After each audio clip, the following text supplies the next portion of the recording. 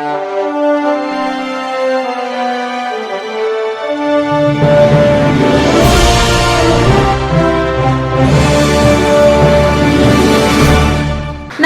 मी Shweta Pawar. City TV लाईव्हच्या बातमीपत्रात आपलं स्वागत आहे.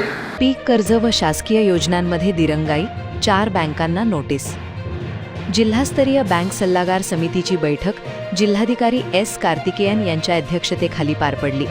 बैठकीस जिल्हा अग्रणी बँक व्यवस्थापकांसह विविध बँकांचे अधिकारी उपस्थित होते. यावेळी कर्ज वितरण, खाते उघडणीची प्रगती तसेच विविध योजनांच्या अंमलबजावणीचा सविस्तर आढावा घेण्यात आला.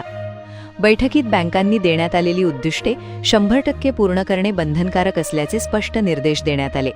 तसेच खाते उघडणीच्या कामात प्रत्येक बँकेने किमान 75% उद्दिष्ट गाठावे अशी सूचना करण्यात आली. पीक कर्ज वितरण आणि शासकीय योजनांच्या अंमलबजावणीत झालेल्या दिरंगाईबाबत काही बँकांच्या कामकाजावर नाराजी व्यक्त करण्यात आली.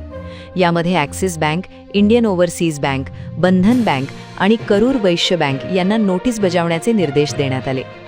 बैठकीत नाबार्ड, ओबीसी महामंडळ, कृषी विभाग आणि जिल्हा उद्योग केंद्राच्या योजनांचाही आढावा घेण्यात आला. निधी उपलब्धता, योजनांची प्रगती आणि अंमलबजावणीतील अडचणींबाबत चर्चा करण्यात आली.